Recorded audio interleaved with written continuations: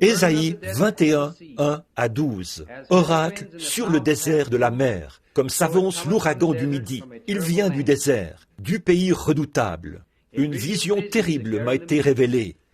L'oppresseur opprime, le dévastateur dévaste. Monte, Élam, assiège, Médie. Je fais cesser tous les soupirs. C'est pourquoi mes reins sont remplis d'angoisse. Des douleurs me saisissent, comme les douleurs d'une femme au travail. Les spasmes m'empêchent d'entendre. Le tremblement m'empêche de voir. Mon cœur est troublé. La terreur s'empare de moi. La nuit de mes plaisirs devient une nuit d'épouvante. On dresse la table. La garde veille. On mange. On boit.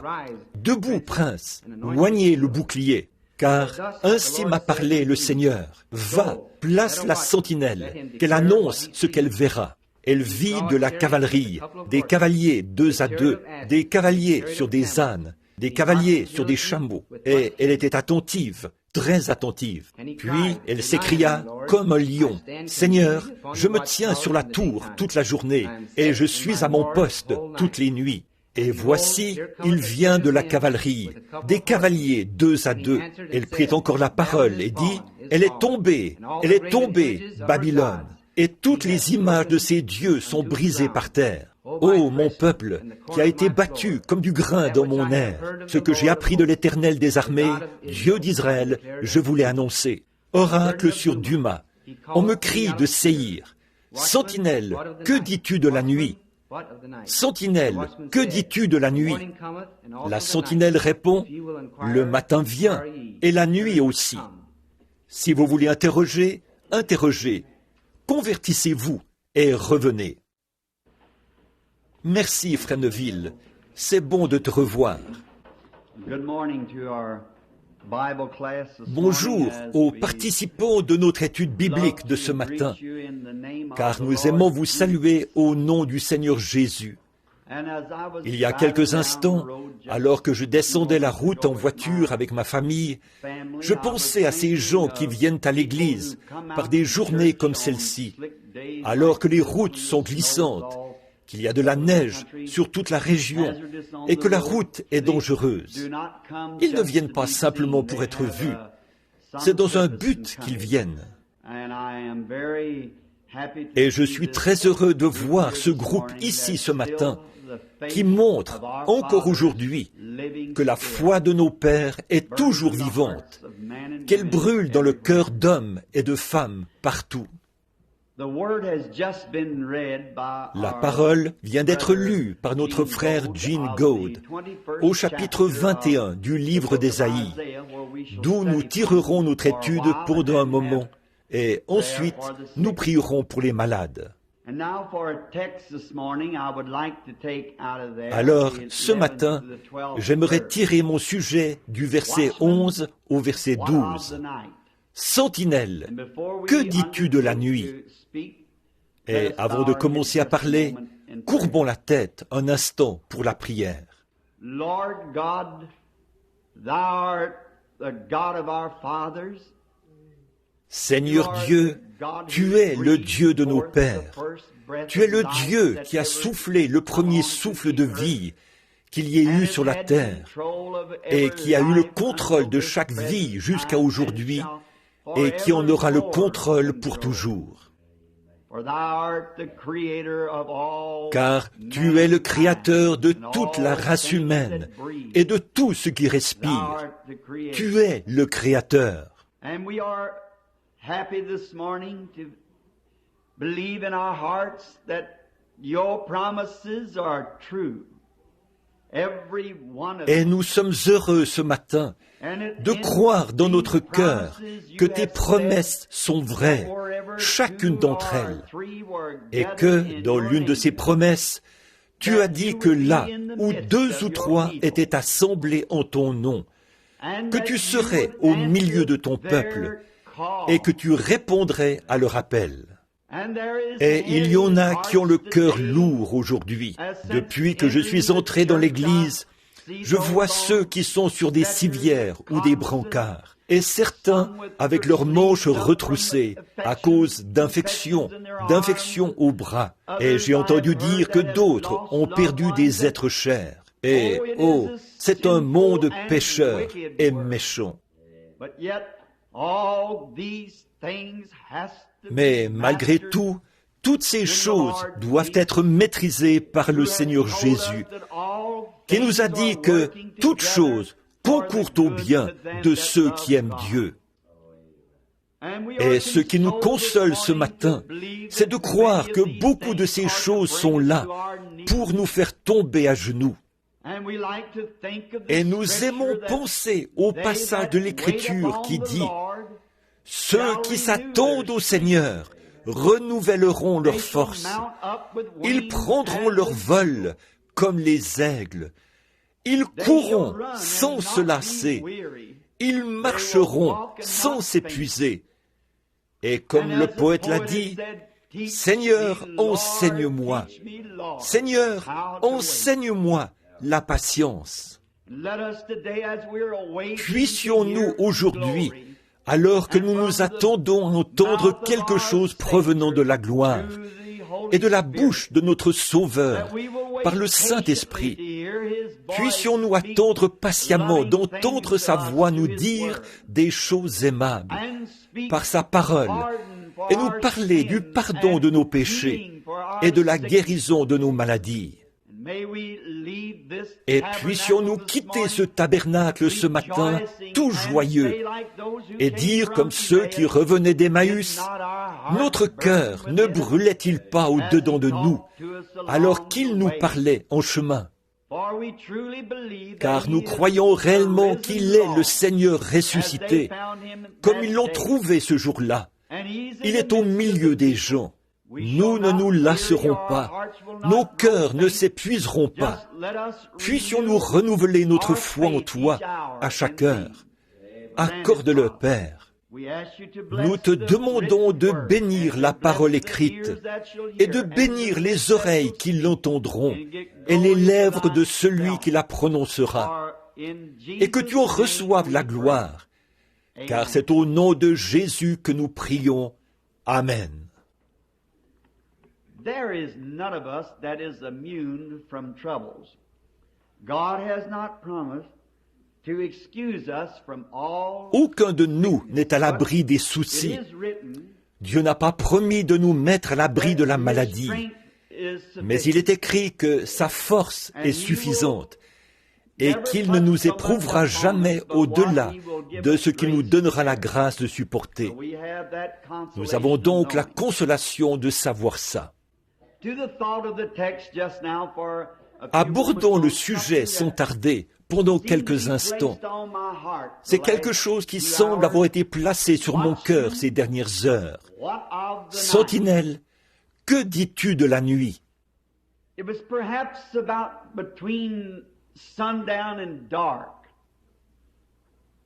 And it would have been an awful day in the city. C'était peut-être environ entre le coucher du soleil et la tombée de la nuit. Et cela a dû être une journée terrible dans la ville, parce que l'alarme avait été donnée que la sentinelle sur la tour avait envoyé dire qu'il avait vu au loin la poussière soulevée par les roues de char, et qu'il avait entendu le martèlement des sabots des chevaux, là-bas, au loin. But as two young ladies would be standing at the well and in their young, Pourtant, les deux jeunes filles debout près du puits, toutes jeunes, l'air juvénile, se disaient qu'elles avaient beaucoup d'autres choses auxquelles penser, plutôt que de penser aux paroles de cette sentinelle. Peut-être que ça n'avait pas tellement d'importance pour elles, parce qu'elles étaient à la fleur de leur jeunesse. Maybe it was because that there was to be a party that night. And these young ladies wanted to attend this party. Peut-être que c'était parce qu'il devait y avoir une fête ce soir-là et que ces jeunes filles voulaient y assister. Il semblait que l'avertissement de la sentinelle n'aurait aucun effet sur leur projet de plaisir mondain pour ce soir-là. So as the conversation would go on, and one young lady would say to another, "Isn't it too bad that in our Ainsi, day, alors que la conversation se poursuivait, L'une des jeunes filles a dit à l'autre, « N'est-ce pas dommage que, de nos jours, il y ait de tels troubles faits? Quelqu'un qui essaye de nous enlever les privilèges que nous avons et les plaisirs dont nous pourrions jouir. » And I believe that would just about cope with the modern version of today. Et je crois que cela pourrait correspondre à peu près à la version moderne d'aujourd'hui, où les gens s'imaginent que, lorsque vous essayez d'être vigilant et de les avertir des dangers qui approchent, ils semblent penser que vous n'êtes qu'un vieux schnock, quelqu'un qui essaie d'enlever toute leur joie de vivre.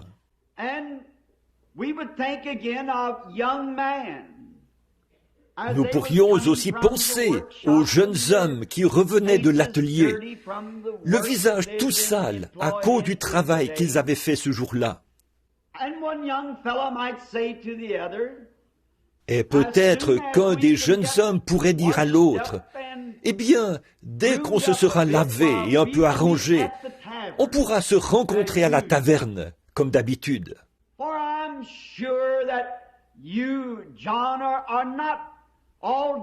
Car je suis sûr que toi, Jean, tu n'es pas tout troublé par ce message que nous avons entendu aujourd'hui.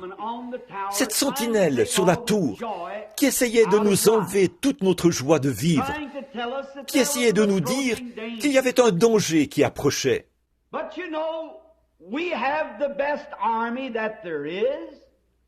Mais tu sais, nous avons la meilleure armée qui soit, et beaucoup de nos soldats se rencontrent tous les soirs au même endroit que nous, et nous aimons fraterniser avec eux et jouer amicalement à des petits jeux d'argent et boire quelques verres. Et moi, pour ma part, il pourrait dire, je refuse tout simplement de m'alarmer au sujet de toutes les choses dont cette sentinelle pourrait parler.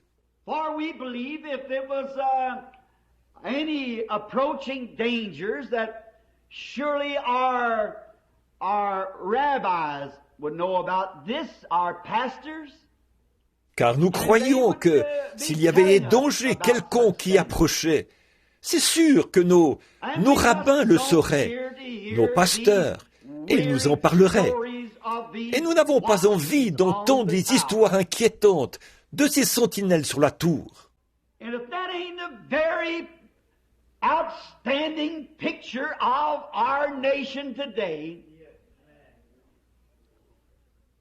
Et si ce n'est pas là le tableau tout à fait remarquable de notre nation aujourd'hui, montrant que la jeunesse de notre pays, et pas seulement la jeunesse, mais les gens âgés de notre pays, sont devenus comme fous.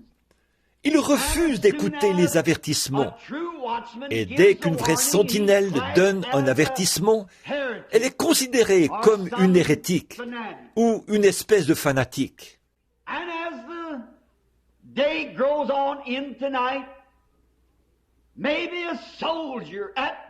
Et alors que le jour se transforme en nuit, peut-être qu'un soldat à la porte, qui garde la porte, devient un peu agité et il s'approche du guetteur voisin et lui dit « Crois-tu qu'il soit possible que cette sentinelle ait raison ?»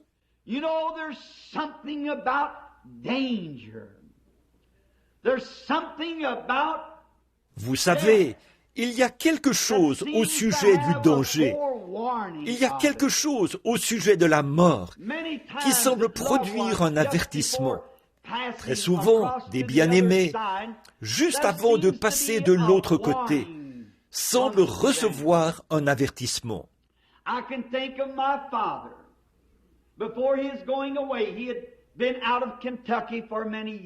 Je peux penser à mon père avant son départ. Il avait quitté le Kentucky depuis bien des années. Mais soudainement, quelque chose a semblé remuer papa pour qu'il retourne dans sa ville, parler à ses bien-aimés et à ses amis.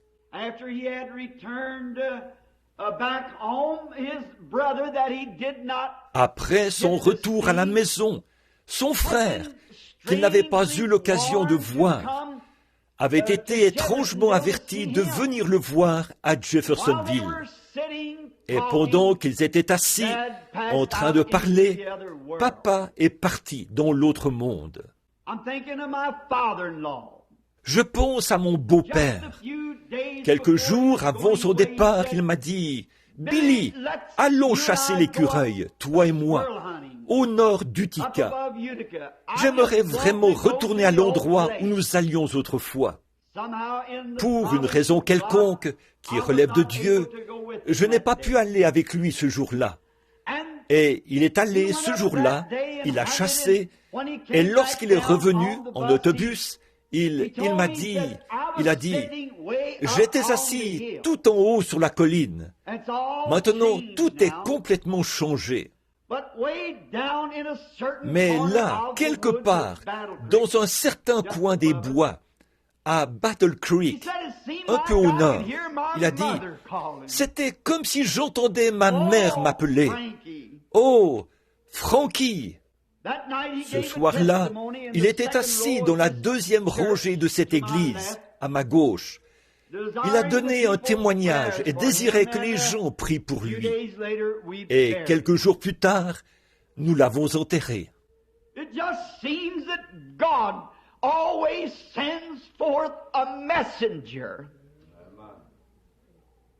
Il semble que Dieu envoie toujours un messager. C'est sa bonté et sa grâce de donner à ceux qui ont le cœur sincère un avertissement des choses qui sont sur le point d'arriver.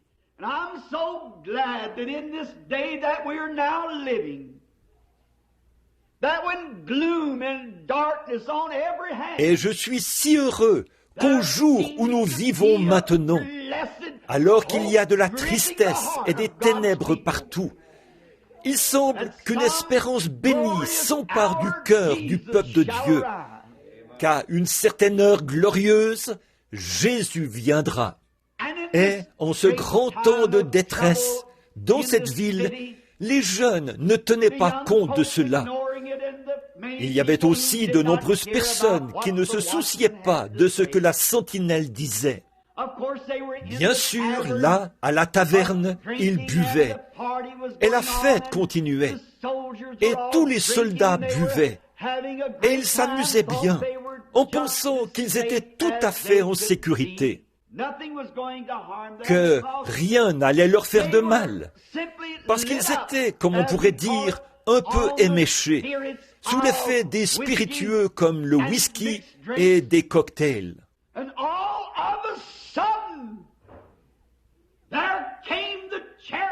Et tout à coup, les chars sont entrés dans la ville. Les portes de la taverne ont été défoncées, ainsi que celles des maisons. Les instruments de destruction étaient à l'œuvre, simplement parce qu'ils avaient refusé d'écouter l'avertissement de la sentinelle.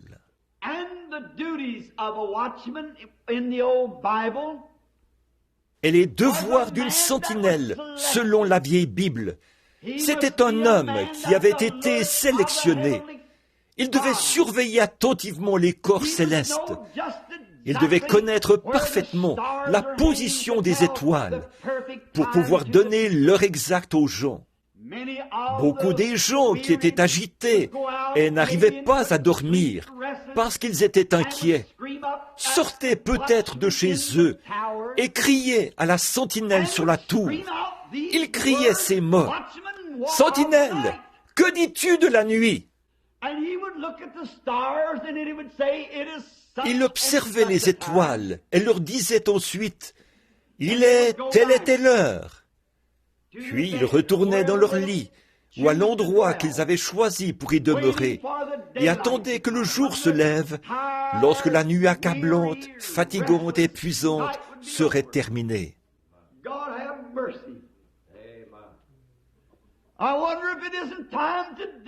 Que Dieu ait pitié. Je me demande si ce n'est pas le moment aujourd'hui, si nous ne l'avons pas fait, de crier à notre grande sentinelle: « Que dis-tu de la nuit ?» Il y a un danger qui approche, et dont l'influence semble secouer le monde entier. The watchman also had to be on duty all times. La sentinelle devait aussi être de garde en tout temps, et il devait avertir les gens des dangers qui approchaient. C'était son devoir de guetter le danger qui approchait. Il était là-haut, sur une tour construite beaucoup plus haut que les murailles. Et il avait là-haut, dans cette tour, des livres d'astronomie et tout ça, pour pouvoir observer les étoiles et indiquer l'heure. Toute chose qui approchait, à n'importe quelle heure du jour, il pouvait la reconnaître.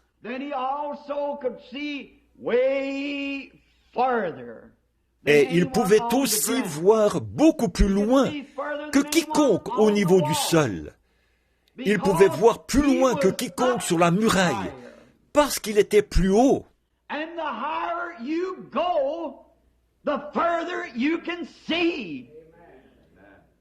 Et plus vous montez haut, plus vous pouvez voir loin. Et vous pouvez reconnaître les dangers qui approchent, bien avant ceux qui sont sur la terre.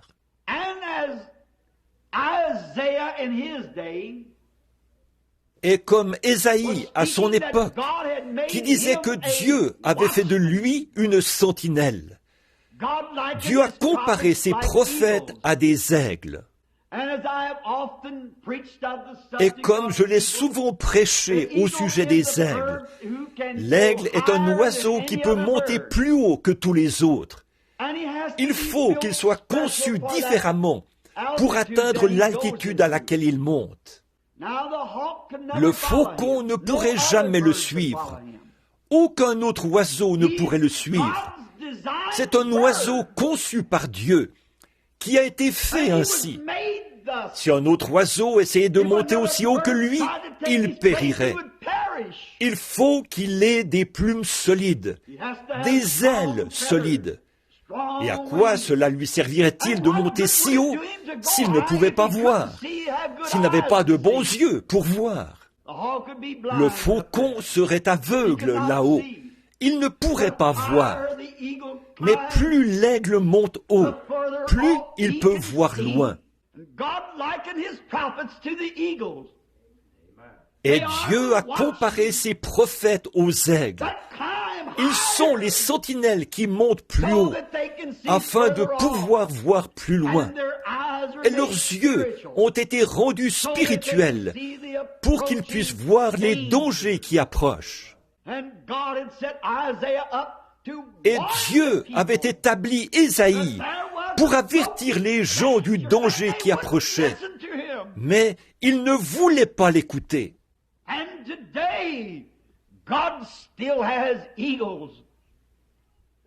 Et aujourd'hui, Dieu a encore des aigles, ou des messagers, ou des hommes sur la tour, qui montent dans l'esprit, bien au-delà de tous les mécanismes, de toutes les bombes atomiques et de toutes les recherches scientifiques.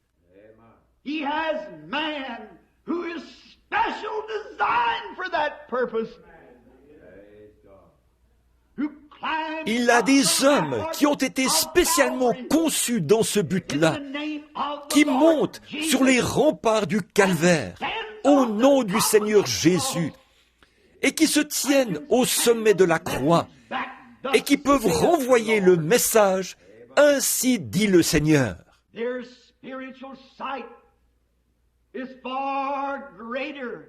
Leur vue spirituelle est beaucoup plus étendue que celle des sacrificateurs dans le temple, bien au-delà de celle de l'homme ordinaire, de toute condition sociale, car ils ont été conçus spécialement pour exercer les fonctions auxquelles Dieu les a appelés.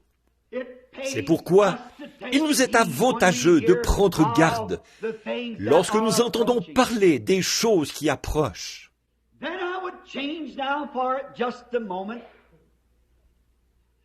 Là, j'aimerais faire un changement pendant un instant. J'aimerais attirer votre attention sur le roi de ces aigles, ou de ces prophètes, ou de ses guetteurs sur la tour. Il s'agit du Seigneur Jésus lui-même.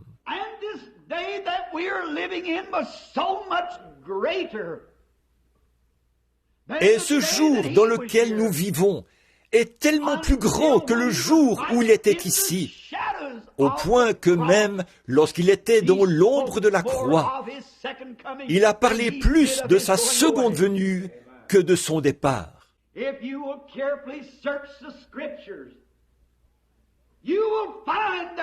Si vous sondez attentivement les Écritures, vous trouverez que, juste avant son départ, il a prophétisé les choses qui allaient se produire en ce jour-ci. Il savait qu'il devait être crucifié. Il savait qu'il devait souffrir, l'innocent pour le coupable. Il savait qu'il allait ressusciter et sortir de la tombe le troisième jour. Il savait qu'il n'y avait aucune puissance qui puisse le retenir dans la tombe, parce que la parole de Dieu avait dit « Je ne permettrai pas que mon saint voie la corruption, et je n'abandonnerai pas son âme dans le séjour des morts. » Et il n'y avait aucune puissance qui puisse anéantir cette prophétie. Sa parole sera vraie, et ses paroles s'accompliront en leur saison. Et il avait confiance, selon ce que le Père avait dit, que le Père était capable de tenir sa parole. C'est pourquoi, avec son grand cœur à l'intérieur de lui, qui était le trône de Dieu, il savait dans son cœur que ces grands temps d'épreuve viendraient pour éprouver toutes les nations et pour éprouver tous les peuples. Ainsi donc, il savait que la grande question qui se posait n'était pas de savoir s'il ressusciterait, ou bien s'il serait crucifié selon les Écritures, ou s'il monterait dans les hauteurs et que le Saint-Esprit viendrait. Mais la question était, y aura-t-il encore de la foi sur la terre à sa venue? Et comment vient la foi? En entendant la parole de Dieu. C'était ça sa question. Y aura-t-il de la foi sur la terre quand je viendrai? Trouvera-t-il des gens qui croient à sa parole?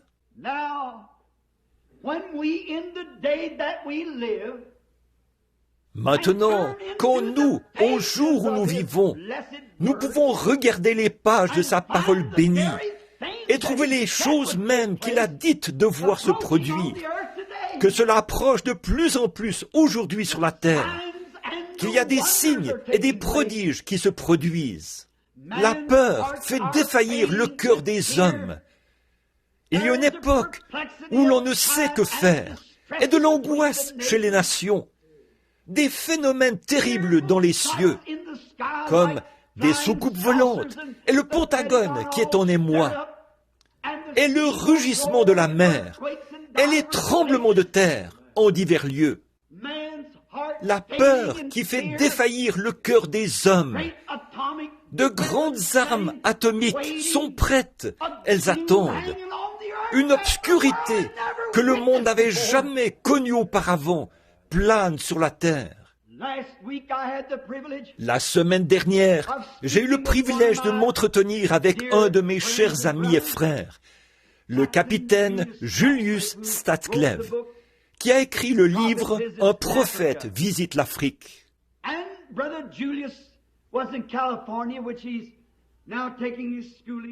Frère Julius était en Californie, où il est en train d'étudier pour devenir major dans l'armée.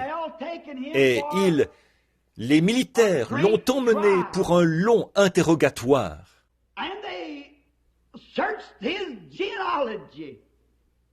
Ils ont fouillé dans sa généalogie, car ils devaient même découvrir qui était son arrière-grand-mère, et leur histoire, et ce qu'ils étaient, avant qu'ils ne puissent assister à cette réunion.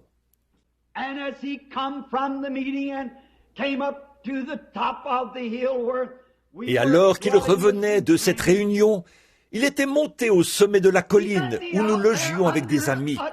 Il est venu me rencontrer sous un genêt là-bas.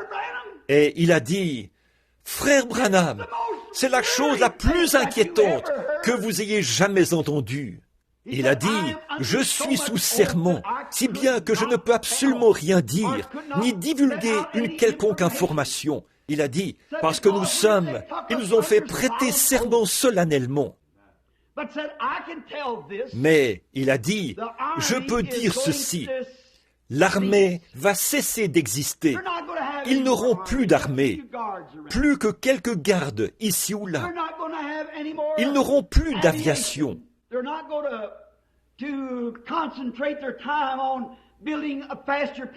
Ils ne passeront plus leur temps à construire des avions plus rapides et tout, à moins que ce soit pour un usage commercial. Ils se concentrent sur le fait de n'avoir qu'à appuyer sur la gâchette une seule fois. Il se produira un anéantissement total. Il a dit, « Frère Branham, le public ne connaît pas tous ces secrets militaires. » Il a dit, alors que ses officiers supérieurs parlaient dans la salle, il a dit, « Un terrible nuage noir a recouvert la salle, au point que l'un de leurs principaux experts scientifiques s'est levé et a dit, « Je souhaiterais pouvoir prendre un vieux chariot et une vache et retourner derrière les montagnes et me planter un champ de choux et de haricots et oublier tout ça. » Oh, il a dit, si cette information se répandait dans le public, le monde entier paniquerait. Le danger approche.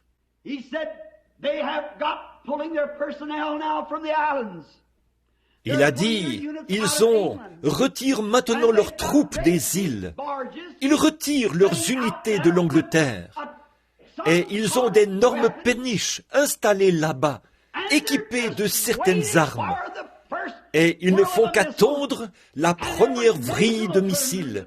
Et toutes les nations se déchaîneront au même moment. Il a dit, il ne restera pas un seul brin d'herbe sur la terre, ni une seule montagne qui ne se soit écroulée. Et ça peut arriver d'un instant à l'autre. Oh, quelle heure d'obscurité! Et toutes ces choses que vous entendez au sujet des soucoupes volantes. Je suppose qu'hier, vous avez entendu l'entretien avec cet homme à la radio qui prétend avoir parlé à des gens. Je ne veux pas manquer d'égard envers cet homme, mais toutes ces explications sont contraires à la parole. Ce n'est pas juste. Et que sur Mars, la mort n'existe pas. Et qu'ils sont venus ici pour nous apprendre comment faire pour ne pas connaître la mort. Mais quand est venu le moment de le prouver, il n'avait pas la moindre preuve pour pouvoir le prouver.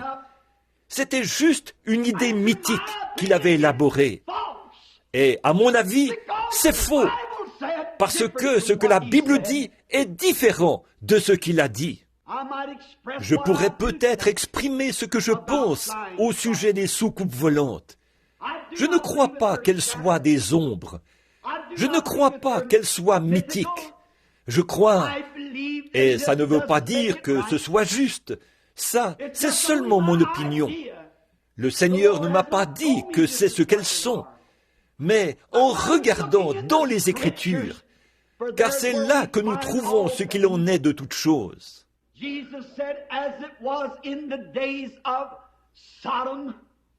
Jésus a dit, ce qui arriva du temps de Sodome arrivera de même à la venue du Fils de l'homme. Et avant la destruction de Sodome, que le feu tombe et brûle la ville et les plaines environnantes, il y avait des anges envoyés du ciel qui avaient regardé et cherché pour savoir si ces choses étaient vraies ou non.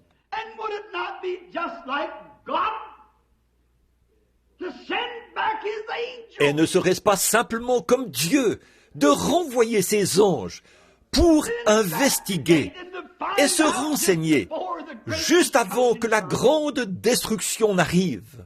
And did you notice there was one angel who came, who visited us. Et avez-vous remarqué, il y avait un ange qui est venu, qui a visité un vieil homme qui avait pris une décision pour Dieu, que le monde méprisait, et qui vivait dans une tente dans le désert, parce que quelqu'un avait fait un choix et pris toute sa richesse. Mais il a dit, ça ne fait rien, je vais simplement rester ici dans la volonté de Dieu. Je préférerais être dans la volonté de Dieu plutôt que d'avoir tout l'argent que le monde pourrait me présenter sur un plateau. Et aussitôt que cette ultime décision a été prise, alors l'ange du Seigneur est venu auprès d'Abraham et a dit, « Regarde vers l'est, vers l'ouest, vers le nord et vers le sud. Tout cela est à toi, Abraham. » Les Écritures nous disent, « Heureux ceux qui sont doux, car ils hériteront la terre. » Qu'est-ce que ça peut bien faire? Toutes les choses de la terre périront avec la terre, mais Dieu ne pourra jamais périr.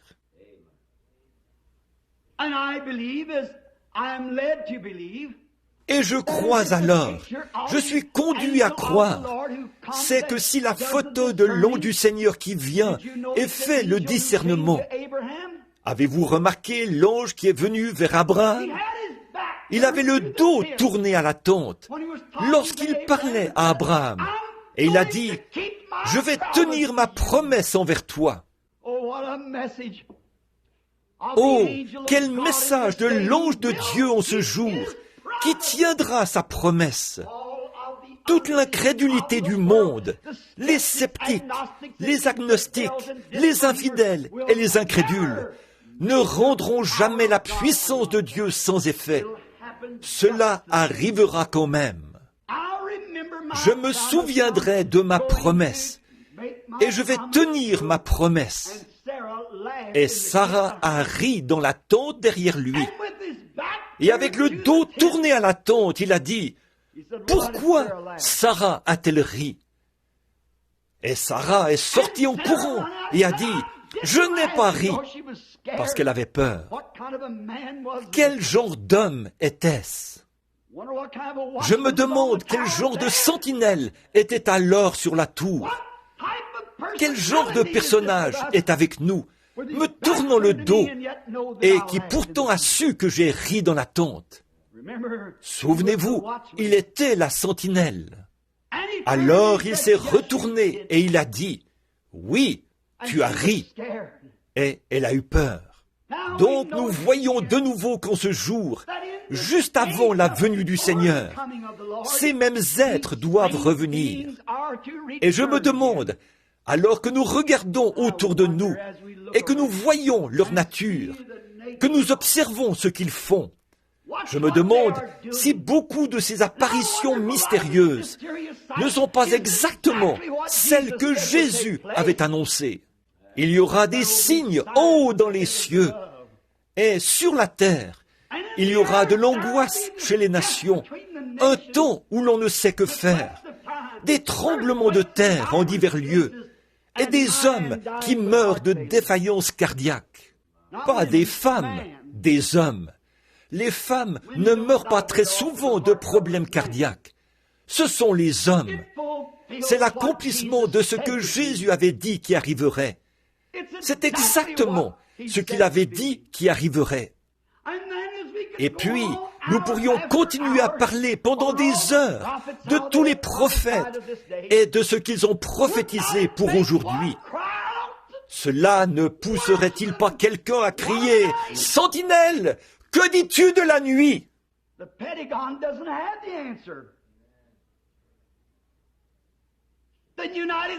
Le Pentagone n'a pas la réponse.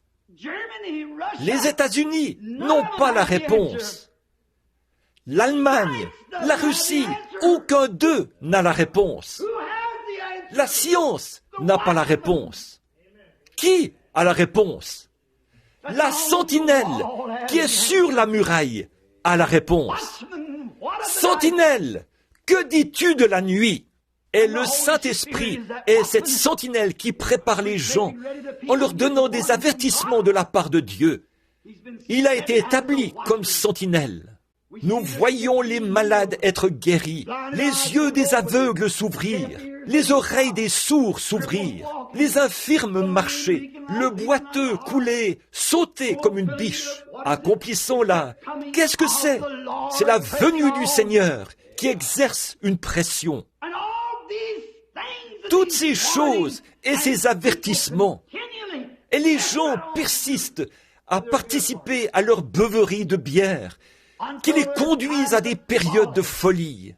Ils se mettent à rigoler, et ils dansent, et ils mangent, et ils boivent, et ils se marient, et ils marient leurs enfants, comme Dieu a dit que ce serait. Pas moyen de les arrêter. D'ailleurs, si vous remarquez, dans ce grand âge de l'Église, selon Apocalypse 3, cet âge-ci, maintenant, qui est l'âge dans lequel a été donnée l'étoile du matin, juste avant la venue. Regardez combien Ésaïe était conforme à l'Écriture, quand il a dit « Sentinelle, que dis-tu de la nuit ?» Il a dit « Le matin vient, et la nuit aussi. » Quoi? Le matin vient, mais la nuit vient avant le matin. Qu'est-ce que c'était? Tout le monde sait que, juste avant l'aube, dans les heures qui précèdent l'arrivée du jour, il fait plus sombre que jamais. Oh, mes amis, écoutez, l'ainsi dit le Seigneur. Si vous me considérez comme son serviteur, c'est maintenant, juste avant l'aube. C'est pourquoi il y a cette obscurité terrible au-dessus de la terre. C'est juste avant la venue du Seigneur Jésus. Il n'y a plus aucun espoir, si ce n'est sa venue. Des nations s'élèvent contre des nations, et ils ont trafiqué dans le laboratoire de Dieu, jusqu'à obtenir la puissance pour se faire exploser et se réduire mutuellement aux cendres atomiques. Ils sont méchants, ils sont irréligieux, et ils sont tout le contraire de Christ. Et le seul motif, et le seul objectif qu'ils ont, c'est de détruire. Et ils sont inspirés par l'ange destructeur qui était envoyé du ciel pour inspirer ces hommes. Permettez-moi de dire ceci au nom du Seigneur Jésus. Le Saint-Esprit est envoyé comme sentinelle sur la tour.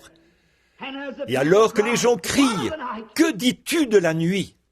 Êtes-vous là de cette vie? Êtes-vous là du péché? Êtes-vous là de voir des cortèges funèbres, de la maladie et de voir de l'impiété de tous côtés? Est-ce que la nuit a été longue et fatigante? Que dis-tu de la nuit, sentinelle? Il a dit, le matin vient. Vous voyez le réconfort? Et la nuit aussi vient. Qu'est-ce que la nuit? Regardez combien Ésaïe était en parfaite harmonie avec l'Écriture. Dans le cours normal de la nature, le rapprochement du soleil provoque toujours une densification des ténèbres, et cela s'assombrit. À l'aube, il fait plus sombre qu'à aucun autre moment de la nuit. Pourquoi? C'est le rapprochement de la lumière qui fait que cela s'assombrit. Et c'est le rapprochement actuel du Seigneur Jésus qui amène cette obscurité sur la terre. N'a-t-il pas dit, quand ces choses commenceront à arriver, levez la tête, parce que votre rédemption approche. La Palestine est une nation. Les Juifs sont rentrés de partout sur la terre. Et ils sont placés là-bas pour le voir venir, comme Dieu avait dit qu'il le ferait. Instruisez-vous par une comparaison tirée du figuier dès qu'il bourgeonne. Il a dit, il arrivera de même que cette génération ne prendra pas fin, elle ne disparaîtra pas, elle ne finira pas, que tout cela n'arrive. Quelle génération! La génération qui verra le figuier bourgeonner. Israël a toujours été le figuier. Ce qu'a laissé le gazam, le asile l'a dévoré, a dit Joël. Ce qu'a laissé le asile, l'ankylostome l'a dévoré. Et ce que l'ankylostome a laissé, la sauterelle l'a dévoré. Et si vous prêtez attention, il s'agit du même coléoptère. Chacun de ces insectes qui dévorent l'arbre est le même insecte, mais à un stade différent.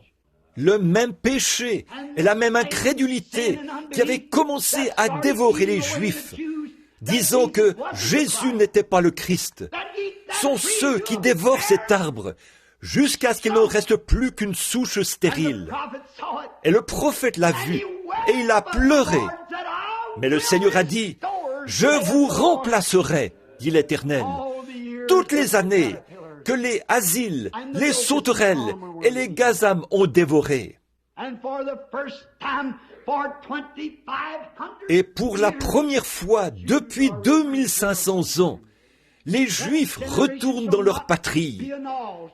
Cette génération ne sera pas supprimée, ne passera pas, que toutes ces choses ne soient accomplies.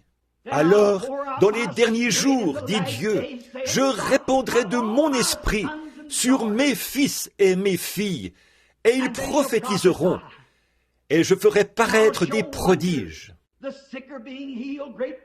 Les malades sont guéris, de grandes puissances agissent par le même esprit qui s'est tenu là et a pu dire à Abraham que Sarah avait ri dans la pièce derrière lui.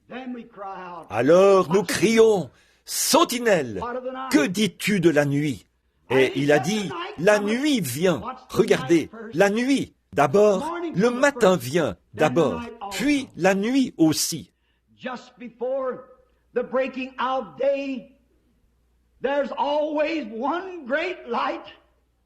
Juste avant l'aube, il y a toujours une grande lumière qui est toujours placée dans les cieux, et c'est l'étoile du matin. Quand vous voyez l'étoile du matin devenir brillante, de plus en plus brillante, alors la terre devient de plus en plus sombre. Et la raison pour laquelle elle est plus brillante, c'est que la terre est plus sombre. Et l'Église de ces derniers jours, le corps de Christ, appelé à sortir, est élu. Il lui était promis dans la Bible qu'il leur donnerait l'étoile du matin. Sentinelle, que dis-tu de la nuit? Qu'est-ce qui va arriver? Voici, le monde entier sera totalement anéanti. Mais avant que l'anéantissement se produise, l'Église de Jésus-Christ partira dans l'enlèvement pour rencontrer son Seigneur. Que doit faire l'étoile du matin? Qu'est-ce qui fait que les étoiles sont si brillantes à ce moment-là? C'est le fait que le soleil s'approche. L'étoile du matin reflète la lumière du soleil. L'éclat des autres étoiles semble s'atténuer à cette heure-là. Toutes les théologies élaborées par l'homme, toute l'indifférence, la froideur, le formalisme vont se dessécher. Mais la sentinelle qui se trouve là-bas sur la tour, avec l'étoile du matin, reflètera le vrai message du Seigneur Jésus, qui va bientôt s'approcher, parce qu'il brille de plus en plus, constamment, alors que le soleil commence à se lever. Oh, je dirais, étoile du matin, levez-vous et brillez pour la gloire de Dieu, car l'obscurité de minuit est venue sur la terre, et il y a une obscurité profonde sur les gens. Mais le matin vient, et les étoiles devraient projeter leur lumière. Pensez à cette heure terrible à laquelle le monde entier est confronté. Pensez à l'obscurité terrible à laquelle chaque personne qui n'est pas sauvée aujourd'hui est confrontée. Toutes les nations, toutes les montagnes, toutes les fermes et toutes les maisons dont elles se glorifiaient seront réduites en poudre, redeviendront des cendres volcaniques en un instant, en un clin d'œil. Mais ceux qui aiment le Seigneur, ceux qui ont la lumière de l'étoile du matin, parce qu'ils gardent les yeux sur lui et non sur les choses du monde. Et comme Paul l'a écrit dans sa dernière épître, avant qu'il quitte la terre, alors qu'il était épuisé, tondu et fatigué. Oh, quelle compassion je ressens pour ce petit juif. Quand il a dit que personne ne me cause des ennuis, j'ai combattu le bon combat et j'ai achevé la course. J'ai gardé la foi. Désormais, il y a une couronne de justice que le Seigneur, le juste juge, me donnera ce jour-là. Ensuite, il a pensé aux étoiles du matin qui allaient venir. Il a dit, non seulement à moi, mais à tous ceux qui auront aimé son avènement. Oh, levez vos têtes, votre rédemption approche. Sentinelle, qu'est-ce qui fait que le journal parle de ça? Qu'est-ce qui fait que la science a peur de bouger? Qu'est-ce qui fait que le Pentagone a peur de diffuser l'information?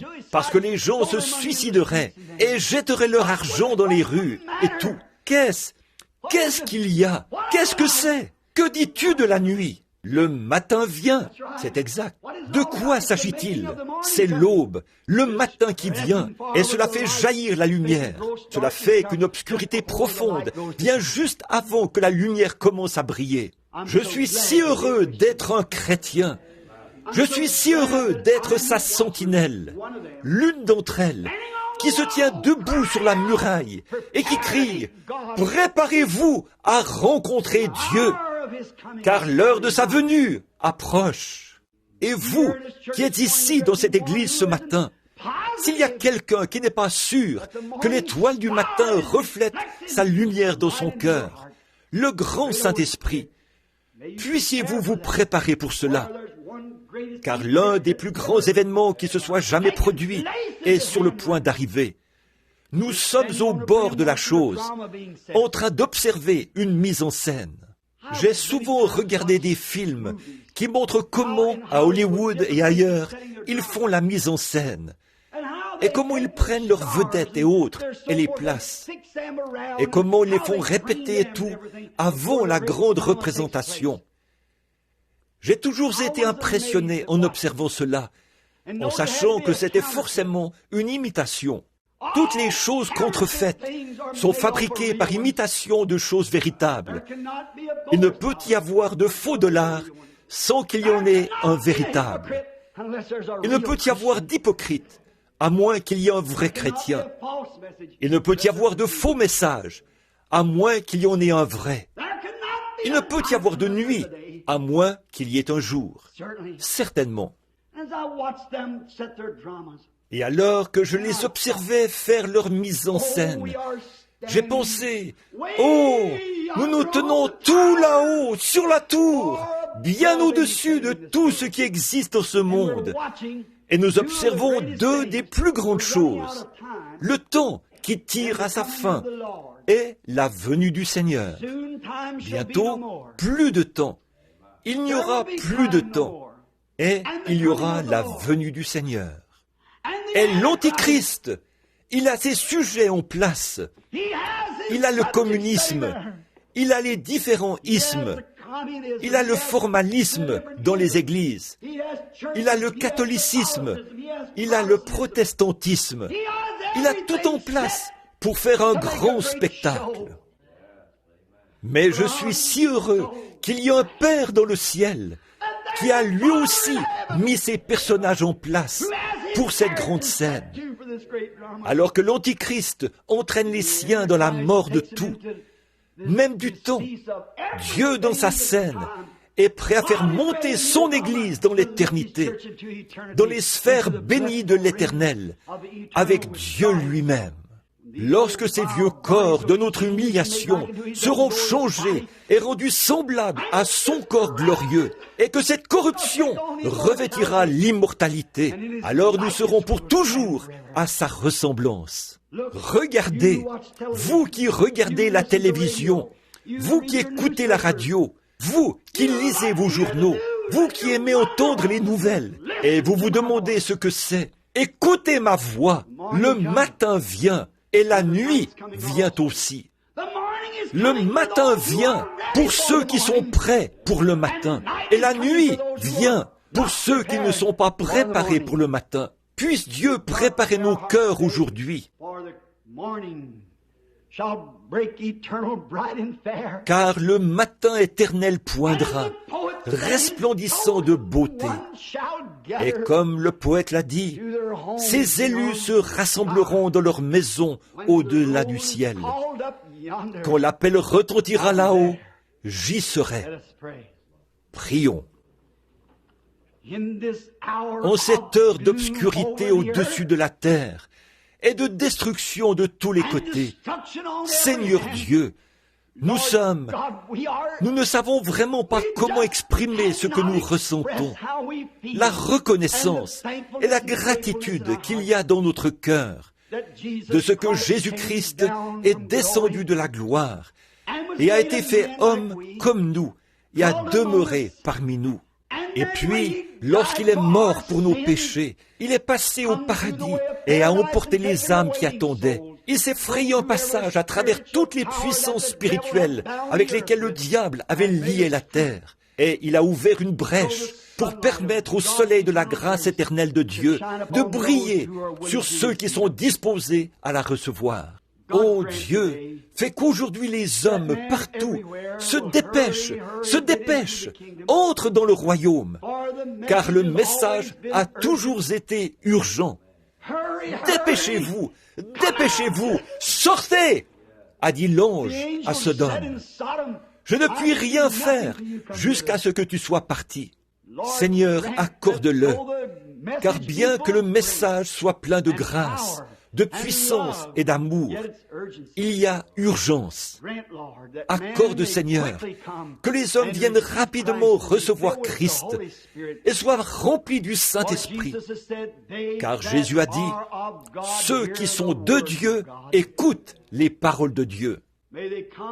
Puissent-ils venir se repentir de leurs péchés, être baptisés au nom du Seigneur Jésus pour la rémission de leurs péchés et être remplis du Saint-Esprit pour amener leur âme dans la même condition que l'était celle de ceux de la première Église. Qu'il en soit ainsi lorsque tu viendras. Nous sommes reconnaissants pour le message et nous te prions de le bénir, Seigneur, pour le bien de notre cœur, alors que nous nous attendons à toi. C'est au nom de Jésus que nous prions. Amen.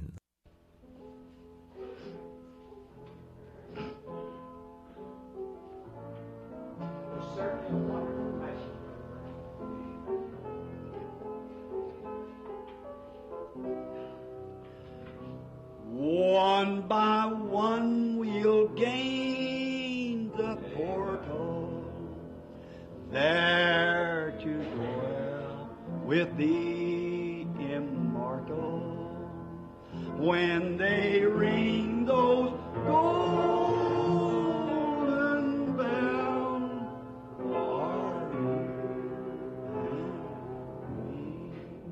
Vous l'aimez, n'est-ce pas? Maintenant, le message est terminé. Adorons-le simplement comme ça, par l'Esprit. Simplement, il est ici. Ce sont des paroles très importantes, sévères, mais elles sont vraies. Je les ai prononcées au nom de Christ. Le jour approche.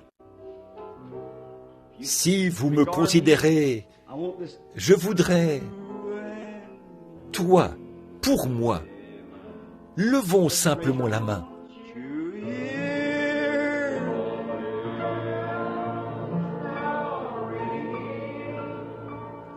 don't you hear the angels sing? 'Tis our glory, hallelujah,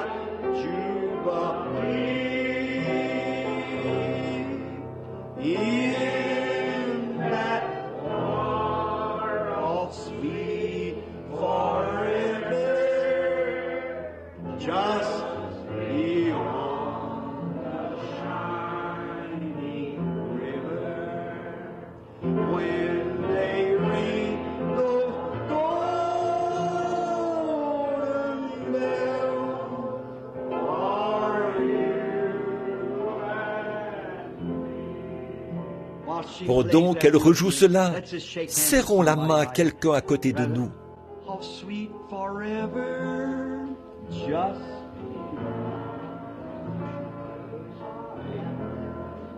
when the King Dites-vous simplement les uns aux autres, pèlerins, je suis si heureux d'être avec toi.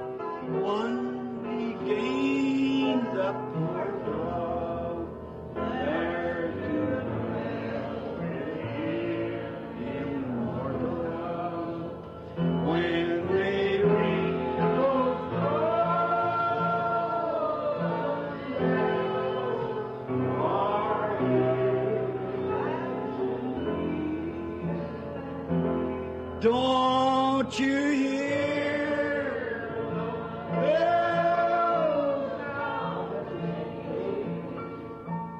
Don't you hear? Qu'est-ce que c'est? It is a glory, hallelujah,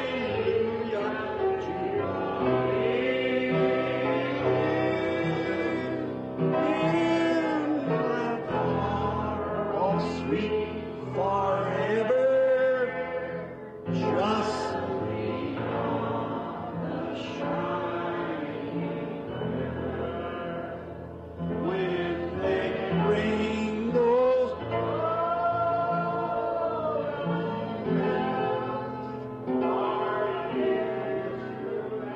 Ça me rappelle quelque chose. Ma femme, là-bas au fond, s'en souvient bien.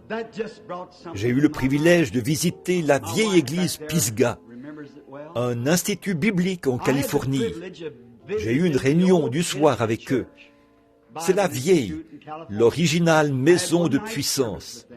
Quel endroit merveilleux! J'ai rencontré le pasteur, frère Smith. Vous savez, ils impriment un journal. Ils reçoivent de l'aide. Ils ne recueillent pas d'offrandes. Tout est gratuit. Et ils existent depuis une cinquantaine d'années. Elle a été fondée par un médecin estropié qui était venu en Californie chercher de l'aide. Le médecin lui a dit « On ne peut rien faire pour vous ». Je crois que c'est le regretté Dr. Price ou quelqu'un d'autre qui, un matin, avait prié pour lui, là-haut dans une pièce. Apparemment, il n'a pas vu de résultat immédiat. Ça ne veut rien dire. Alors, il s'est mis en route. Il a dit, d'une façon ou d'une autre, je crois quand même. Et lorsqu'il a avancé le pied pour descendre du trottoir, sa jambe estropiée s'est redressée. Il a fondé le foyer Pisgah. L'autre soir, j'étais là-bas, en train de prêcher. Ils étaient entassés dans cette grande salle et des centaines de personnes se tenaient debout, partout dans les rues et tout, et aussi à l'arrière. Et une fois le message terminé, il s'est passé quelque chose, deux choses dont je n'avais jamais été témoin auparavant dans ma vie. Ce n'était pas qu'un groupe de gens qui aiment faire beaucoup de bruit. Ce n'était pas un groupe de gens qui restaient assis là, desséchés. C'étaient des gens remplis de l'esprit. Et j'ai apprécié cette merveilleuse communion. Et lorsque nous étions, juste avant que j'aille prier pour les malades, ils se sont mis à chanter quelque chose de doux, comme ça. Je suis resté là, impressionné. J'ai dit, il se passe quelque chose ici. Je ne comprends pas. J'ai de nouveau écouté et j'ai entendu deux chorales. J'ai dit, certainement, il y a quelque chose qui cloche. Et j'ai secoué la tête, mais mes oreilles l'ont entendu de nouveau. J'ai dit, oh Seigneur, c'est peut-être l'écho de cette chorale ici. J'en entends une autre là-haut, tout là-haut, dans les pignons. J'ai dit, ça doit venir de là-haut. Alors j'ai quitté la fosse des ministres. Je suis monté jusqu'à la galerie de la chorale. Ça venait de là-haut. Et j'ai dit à ma femme, j'ai dit, entends-tu ça, chérie? Elle a dit, qu'est-ce que c'est? Sœur Arkenbright, j'ai dit, entendez-vous ça? Elle a dit, oui, je l'ai déjà entendu une fois dans ma vie. Je suis allé vers frère Arkenbright. Entends-tu ça? Oui, tout le monde chantait, la tête inclinée. Oh, j'ai dit, peut-être, je veux en être sûr. Je ne veux pas être sceptique, mais Seigneur, si je suis ton témoin, si je dois être une sentinelle, je dois savoir de quoi je parle. Je dois en être sûr. Comme pour la guérison divine, si je ne suis pas sûr, je ne dirai rien à ce sujet. Si je n'étais pas sûr que ceci, c'est la venue du Seigneur, je n'en dirai rien. Je dois en être sûr. Je suis redescendu dans la fosse. Tout le monde avait la tête inclinée. Et pendant l'appel à l'autel, Alors qu'ils venaient à Christ, beaucoup de personnes posaient la main sur la fenêtre et ils chantaient. Quand je suis arrivé en bas, j'ai dit, « Seigneur, ce n'est pas possible. Ces gens qui chantaient ici en bas n'étaient que des gens ordinaires. Mais ça, là-haut, ça sonnait comme s'il y en avait quelques. Peut-être qu'il y en avait 2 ou 3 000 qui chantaient ici. Mais on aurait dit qu'il y en avait peut-être 100 000 là-haut. Et c'était parmi les voix les plus douces de soprano, très aiguës, comme des voix de femmes. J'ai écouté et des frissons ont parcouru tout mon corps. J'ai reculé de nouveau un instant. J'ai écouté, je suis monté là-haut, je suis revenu. Ils continuaient simplement à chanter par l'esprit. J'ai écouté de nouveau. Ce n'était pas le même ton de voix qu'ici. Je pouvais les entendre ici en bas. C'était un certain ton de voix. Et là, en haut, un autre ton de voix. Alors, après la réunion, j'ai dit au pasteur, « Pasteur, j'ai entendu quelque chose d'étrange. » Il a dit, « Qu'est-ce que c'était, frère Branham ?» J'ai dit, j'ai entendu là la voix de femmes, de soprano, des voix très exercées, là-haut, les plus belles que j'ai jamais entendues de ma vie. Il a dit, on les a souvent entendues ici, frère Branham. J'avais lu au sujet d'une vieille maman, en ce moment son nom m'échappe, qui avait l'habitude de prier pour les malades. Et un soir, après que le pasteur a eu terminé son sermon, la petite maman est allée prier pour les malades. Elle avait 5 ou 6 jeunes enfants avec elle. Et elle s'est arrêtée pour écouter un son qui venait d'en haut. Il s'agit de Madame Woodworth Ether, si jamais vous avez lu son livre. Elle raconte qu'elle avait entendu, elle a dit, une chorale qui chantait et se superposait au chant de l'église. Après que les voix se sont tues, ici en bas, cela a continué de chanter, voyez? Et moi, je me tenais là. Et au même moment, tout au fond, à l'arrière du bâtiment, vous voyez combien c'est fait dans l'ordre, parfaitement. Maintenant, je crois vraiment au parler en langue. Je crois que c'est un don de Dieu qui est dans l'Église. Je crois que cela a été mal utilisé, tout comme d'autres écritures ont été mal utilisées. Mais il y en a un authentique, oui. Et cet homme s'est levé à l'arrière du bâtiment, tout au fond, et a dit environ 4 ou 5 mots dans une autre langue. Pas juste c'était un dialecte. Vous pouviez l'entendre. Tout le monde était silencieux. Et quelque chose est venu sur moi. Je n'avais jamais donné d'interprétation de ma vie. Et là, je ne l'ai pas utilisé parce que j'étais effrayé. Ces choses sont de Dieu. Mieux vaut ne pas jouer avec ça. Et quelque chose m'a dit, le pasteur prononcera la prière de la foi. J'ai dû tenir ma bouche fermée et j'ai attendu. Et voilà que c'est revenu, comme une vague. Et cela a dit, le pasteur prononcera la prière de la foi. Je me suis dit, Seigneur, je n'ai aucun don d'interprétation. Le mien est de prier pour les malades. Donc, je n'ai pas de don d'interprétation. Et j'ai refermé ma bouche et me suis tenu tranquille. Et juste au même moment, le pasteur s'est levé et s'est mis à prier pour les malades. Oh, il est Dieu! Les maladies ont été guéries dans tout le bâtiment, partout. Qu'est-ce que c'est? L'arrivée de l'aube. Il reste encore un petit sarment. Ne vous en faites pas. Dieu n'est jamais resté sans témoin. J'ai confiance maintenant que quelque chose d'important, de mystique, quelque part, peut-être pas par une voix angélique, mais que quelque chose fera savoir à chaque pécheur, s'il y en a dans ce bâtiment, que la nuit devient de plus en plus sombre sur la terre et qu'une obscurité profonde s'installe. Mais la venue du Seigneur est proche et c'est ce qui produit ça. Et en tant que votre sentinelle, je dirais, le matin vient. Tenez-vous prête, étoile du matin, brillez. Combien aimerait qu'on se souvienne d'eux dans la prière de clôture avant de partir? Levez simplement la main.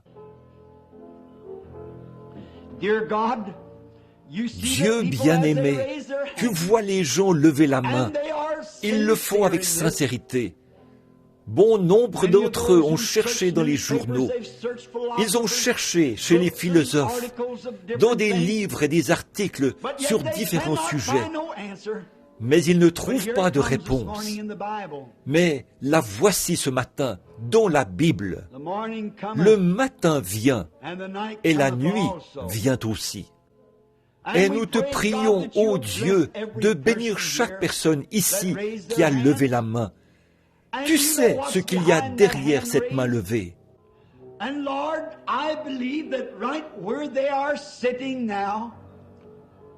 Et Seigneur, je crois qu'exactement là où ils sont assis maintenant, que le Dieu omniprésent est capable de leur distribuer leur part d'héritage de l'Esprit qu'ils recherchent en cette heure.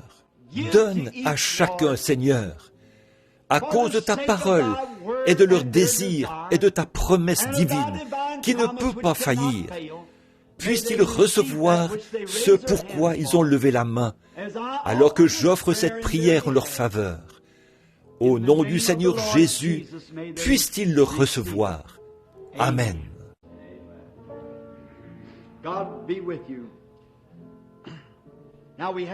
Que Dieu soit avec vous. Là, nous avons juste un peu de temps pour la... Maintenant, nous allons prier pour les malades. Je suis si heureux de savoir qu'il y a de l'espoir pour les malades. Je suis l'Éternel qui pardonne toute ton iniquité, qui guérit toutes tes maladies. Et j'ai, tout à l'heure, aussi étrange que cela puisse paraître, j'étais poussé vers une jeune maman étendue là, sur cette civière. Elle est atteinte de la maladie de Hodgkin. Et je crois que c'est sa mère qui est assise ici près d'elle. J'en suis pas mal sûr. Oui, c'est exact. C'est cette maman qui me parlait de son enfant et j'essayais de l'encourager. Et il y aura aussi un appel après ce message. Selon moi, le salut passe en premier. La guérison passe en second. Une guérison pourrait durer jusqu'à la fin de votre vie, bien des années. Elle pourrait vous procurer du bonheur et de la joie pendant que vous êtes ici sur terre. Mais cela cessera à votre mort. Mais une âme qui est sauvée à la vie éternelle, elle ne peut plus périr et rien ne peut vous l'enlever. C'est enregistré dans les livres de Dieu comme devant ressusciter dans les derniers jours. La grande chose, c'est celle qui vient en premier. D'abord, le royaume de Dieu et sa justice. Les autres choses seront ajoutées.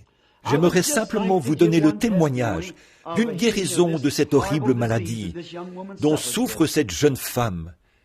Il y a quelque temps, ils sont peut-être ici ce matin. Je ne suis pas ici assez souvent pour savoir qui est qui. Il y en a beaucoup d'entre vous que je ne connais pas. Mais il y avait une jeune fille ici dans notre école secondaire. Elle souffrait de cette maladie de Hodgkin. Elle avait été emmenée chez le médecin comme d'importantes grosseurs étaient apparues sur son corps. Ils ont alors prélevé un morceau de la grosseur et l'ont envoyé pour analyse afin de savoir ce que c'était. Voici le rapport. Maladie de Hodgkin incurable. La mère ne voulait pas que sa fille sache quel était son problème. Alors les médecins ont conseillé à la mère de la laisser simplement continuer d'aller à l'école, car il ne lui restait plus que quelques jours à vivre. Ça finit par se propager jusqu'au cœur. Et la maladie de Hodgkin est une forme de cancer, nous le savons. Ils ont donc renvoyé la jeune fille à l'école pour la laisser mourir. La mère était dans tous ses états. Elle m'a téléphoné et m'a dit, « Je veux l'amener. » Mais je comprends, frère Branham, que souvent dans vos lignes de prière, vous nommez les maladies lorsque vous êtes sous l'inspiration de l'Esprit. Elle a dit, « Seriez-vous assez gentil, si le Saint-Esprit vous révèle quelque chose au sujet de l'enfant, de ne pas le dire. » Eh bien, j'ai dit, je ne pense pas qu'il le révélerait, s'il ne voulait pas que cela soit connu. J'ai dit, je ne le pense pas vraiment. Et ici, dans mon propre tabernacle, je tiens rarement ce genre de réunion. J'ai dit, je prie simplement pour les malades. Et la jeune femme est entrée dans la ligne de prière. Et j'ai demandé à sa mère, êtes-vous chrétienne? Elle a dit non. J'ai dit, est-ce que votre fille est chrétienne? Non. J'ai dit, c'est terrible de quitter le monde comme ça. Et j'ai dit, vous ne la reverrez jamais plus si elle part dans cet état-là. Alors, quand la jeune fille est entrée dans la pièce ce matin-là, elle a passé exactement au même endroit où l'on avait prié pour l'autre jeune fille.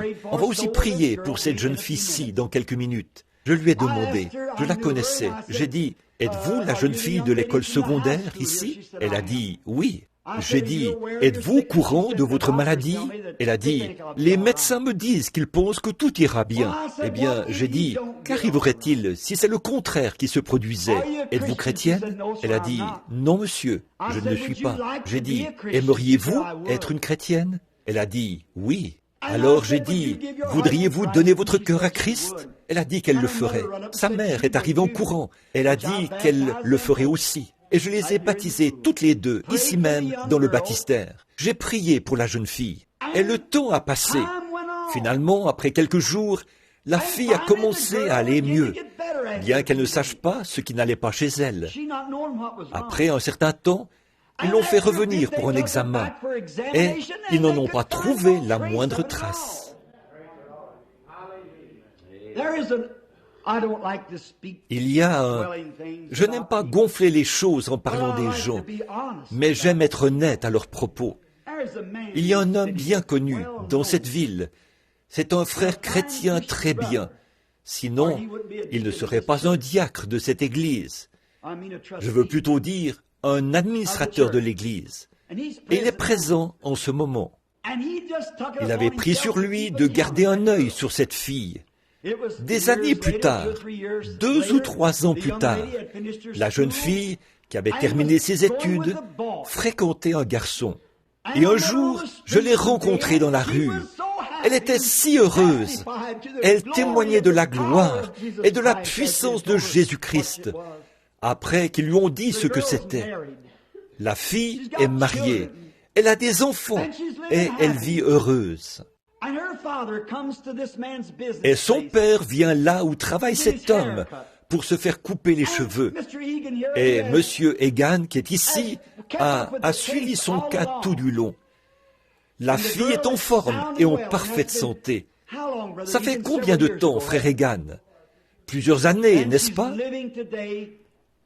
Et elle est en vie aujourd'hui pour rendre témoignage que Dieu guérit la maladie de Hodgkin.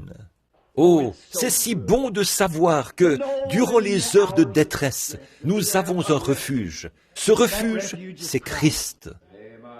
J'aimerais mentionner, juste pour à vous tous, un petit quelque chose qui vient tout juste d'arriver lors d'une réunion. Le Seigneur a été si bon de répondre à vos prières à tous, alors que je viens tout juste d'aller dans l'Ouest pour une réunion, il y a quelques semaines, 2 semaines. Et pendant que nous étions à Tulsa, à la convention, je n'allais pas parler parce que je devais tenir une réunion là-bas. Mais comme les ministres avaient d'autres réunions de réveil en cours, je ne pouvais pas tenir la réunion à ce moment-là. Mais j'ai passé par là pour prendre frère Argenbright et l'emmener en Californie. Ma femme et moi et le petit Joseph. Et ce soir-là, nous sommes arrivés en retard. Et j'ai compris à ce moment-là qu'Oral Roberts et Tommy Osborne devaient prêcher ce soir-là. Frère Argenbright a appelé dans différents hôtels jusqu'à ce qu'il trouve où nous étions. Et il a dit, « Venez donc à la réunion. » Il est alors venu, lui et frère Sonmore, des hommes d'affaires chrétiens, responsables du chapitre de Minneapolis. Ils sont venus me chercher et je suis entré. Ils étaient déjà en train de dîner dans la salle de bal Mayo, un endroit magnifique. Des multimillionnaires étaient assis là. Et alors, vous savez comment je pouvais me sentir d'entrer dans un endroit comme celui-là. Je ne savais même pas comment utiliser les couteaux et les fourchettes qu'ils avaient mis sur la table. Mais je suis entré. Et je suis entré pendant qu'Oral Roberts se prêchait. Et il prêchait sur la vie en abondance. Sur l'abondance. Et il disait aux hommes d'affaires chrétiens que Jésus a attrapé les poissons, les a mis dans les filets, et ils en avaient plus qu'ils ne pouvaient utiliser. Et comme vous le savez, frère Roberts est un orateur énergique. Et il a dit, il y en a amplement pour tout le monde. Et il a dit, maintenant je construis un temple ici qui coûtera probablement des millions de dollars. Il a dit, il est construit en marbre blanc. Et il a dit, je l'ai érigé à peu près jusqu'à mi-hauteur. Et je me suis retrouvé à court d'argent. Et il a dit, alors un jour, j'ai traversé la rue pour le regarder. Et le diable m'a dit, tu sais quoi? les gens qui passeront par là diront, voilà ce qu'Oral Roberts a construit. Il a dit, alors j'ai dit au diable, mais ils devront dire qu'Oral Roberts a essayé. C'est bien. Et il a dit, alors c'est venu sur le cœur d'un banquier, ici dans la ville, de me prêter beaucoup plus, soit près de 2 millions de dollars, provenant d'une banque pour achever le bâtiment. Les banques ne font pas ça, vous le savez. Et il a dit, l'homme d'affaires en question, ce banquier, est ici présent. Il a dit, je ne veux pas le nommer parce qu'il ne fait pas vraiment partie des gens du plein évangile, mais il a dit, il est ici. Et il a dit, je ne pense même pas qu'il prétende être chrétien. Mais il a dit, quelque chose a touché son cœur et il m'a fait avoir l'argent. Il a dit, s'il veut se lever, il a dit, il le peut, mais je ne veux pas l'embarrasser. L'homme s'est levé, il a dit, ça ne m'embarrasse pas, monsieur Roberts. Et il s'est assis. Donc, je suis entré et me suis assis. Ensuite, dès que frère Roberts a eu terminé, il est venu me serrer la main et m'a pris dans ses bras. Après quelques instants, alors, bien sûr, beaucoup de personnes sont venues tout autour de nous, vous savez, pour nous parler pendant que nous étions encore en train de manger. Ils voulaient organiser des réunions et tout, des ministres. Et ensuite, Demos Shakarian s'est levé. C'est le président du chapitre des hommes d'affaires du plein évangile. Il s'est levé et a dit, vous savez, je me sens conduit que ce soit frère Branham qui nous prêche le message final. Eh bien, je ne savais pas quoi dire. Et il a commencé à parler des hommes qui étaient assis là. Il a dit, voici un tel. Je l'ai rencontré aujourd'hui. Ces hommes disaient qu'ils possédaient la totalité de ces 3 ou 4 pâtés de maison de Miracle Mine. Des multimillionnaires et des éleveurs et tout. Alors, qu'est-ce que j'allais pouvoir dire lors d'une réunion comme celle-là?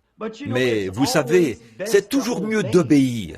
Je me suis donc levé pour parler du mieux que je pouvais. Et à la fin de la réunion, c'est tout à fait déplacé que de faire un appel à l'autel dans un endroit comme ça. Mais vous savez, j'ai déjà fait des appels à l'autel dans des funérailles. Alors je me suis dit, voici une bonne occasion. Et j'ai fait un appel à l'autel. Et tous ces hommes et ces femmes riches sont venus au Seigneur Jésus et ont donné leur cœur au Seigneur. J'ai été étonné de voir une millionnaire, la femme d'un multimillionnaire, qui portait un petit chapeau avec des plumes fantaisie sur le côté, qui lui a probablement coûté $100. Et les larmes coulaient sur ses joues. Elle m'a pris par la main. Elle a dit, « Frère Branham, mon cœur est remué. » Elle a dit, « Jusqu'à maintenant, je pensais être une chrétienne. » Elle a dit, « Je veux servir le Seigneur. » Et j'ai dit, « Merci. » Et après quelques minutes, quelque chose m'a dit, « Maintenant, prie pour les malades. » Je me suis dit, « Oh non, je ne peux pas faire ça. J'ai déjà interrompu dans cette grande salle de bal. Donc, si je prie pour les malades, ils penseront que je suis vraiment un fanatique. » Alors je me suis dit, certainement que le Seigneur ne me dirait pas ça. Peut-être que je suis simplement tout excité à cause de ces conversions. Alors, discrètement, je vais aller m'asseoir. Je suis descendu en longeant la table du conférencier jusqu'à l'autre bout et je me suis assis avec frère Jack Moore qui était assis là en train de discuter et j'ai remis le service au président, monsieur Shakarian. Ensuite, lorsqu'il s'est levé, il a dit, « Vous savez quoi? Oh, Dieu doit lui avoir tapé sur l'épaule. » Il a dit, « Je me sens conduit à faire revenir frère Branham pour qu'il prie pour les malades. » J'ai pensé, oh, c'est exactement ça. Je me suis levé et je leur ai dit, j'ai senti ça et je prie que Dieu me pardonne. Mais c'est mieux lorsque quelqu'un d'autre est aussi touché, vous savez, tout compte fait. Cela nous fait savoir que c'est l'Esprit qui agit. Alors j'ai dit, maintenant, la guérison divine, ce n'est pas comme toucher un poteau totémique. Ce n'est pas simplement quelque chose d'imaginaire. C'est le même Dieu qui, tout à l'heure, a sauvé tous ces gens ici. Il est le même Dieu qui guérit tous les gens qui sont ici par une foi simple, en croyant en lui. J'ai dit, le croyez-vous? Et maintenant, un secret à mon Église. Comme vous le savez, mon ministère est en train de changer et, oh, quel changement glorieux! Oh, vous vous souvenez tous des paroles qui ont retenti. Et chaque fois que ça arrive, quelque chose se produit. Quand je commence à parler de ça, ça me vient. Dis à cette montagne. Qu'est-ce que c'était? C'était la foi. Tout est par la foi. La foi n'est pas quelque chose que l'on fabrique. La foi est quelque chose que vous avez.